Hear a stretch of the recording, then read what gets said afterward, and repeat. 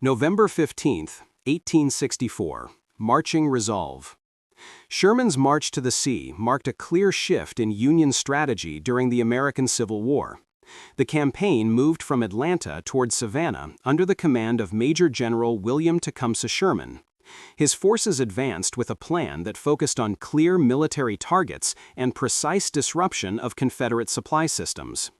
The action showed a direct Union effort to shorten the war by limiting the Confederate capacity to sustain its armies.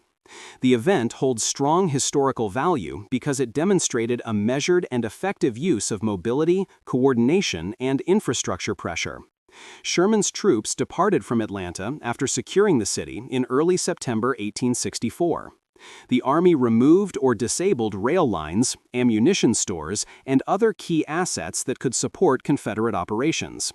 The march formed two main columns, each moving on parallel routes to reduce congestion and expand the area of operation. The columns lived off supplies gathered during the advance. This system allowed the Army to move with speed while reducing dependence on lengthy supply lines. The planning reflected a firm understanding of terrain, population centers, and transportation networks. The campaign covered about 300 miles. Sherman selected a path that cut through the center of Georgia rather than following a straight line to the coast. This path allowed the Army to strike key rail hubs and warehouses that fed Confederate forces across the region. The movement reduced the ability of the Confederate government to move troops or materials to active fronts. The Army continued forward with consistent momentum, meeting limited resistance because most Confederate forces were deployed elsewhere or unable to assemble in strength. The march highlighted a focus on military logistics rather than a series of set-piece battles. The troops targeted rail tracks, storage sites, and factories that produced military equipment or supported transportation. The removal of these resources weakened the Confederate war effort without heavy casualty numbers. The strategy showed that the destruction of military infrastructure could change the course of a war as strongly as direct combat. This approach reflected a Union aim to reduce the ability of Confederate armies to continue operations through simple lack of material support. Sherman communicated his progress through dispatches that outlined his intent and confirmed that the Army maintained discipline and direction. These messages informed Union leaders that the march remained active and effective. The reports also showed that the Army faced manageable levels of opposition. Sherman's forces encountered occasional skirmishes, but no large Confederate force could block the advance. The lack of organized resistance revealed how deeply Confederate infrastructure and coordination had declined by late 1864. The capture of Savannah on December 21, 1864, concluded the campaign.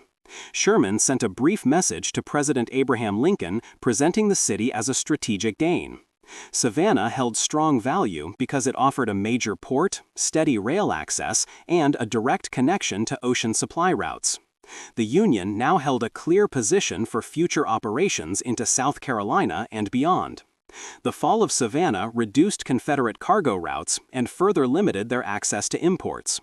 The march to the sea held lasting significance because it demonstrated how a focused operation could change the broader direction of a war.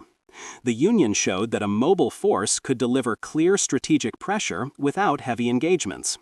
The campaign contributed to a decline in Confederate morale and demonstrated the growing resource gap between North and South. The event illustrated that control of transportation and supply chains could decide the final outcome of a conflict. Sherman's campaign supported the Union goal to end the war as soon as possible by removing the Confederate ability to continue organized resistance.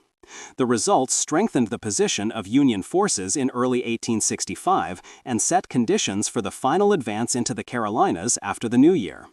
The march to the sea remains a major point of study because it shows how clear planning, precise military targets, and coordinated movement can guide a large operation without excess loss of life. It also demonstrates how the Union military shifted its approach to speed up the end of the conflict while maintaining a focus on military objectives. For enthusiasts of historical ephemera, visit history-collectors.com to find collectibles that might complement your collection. You can own a piece of history.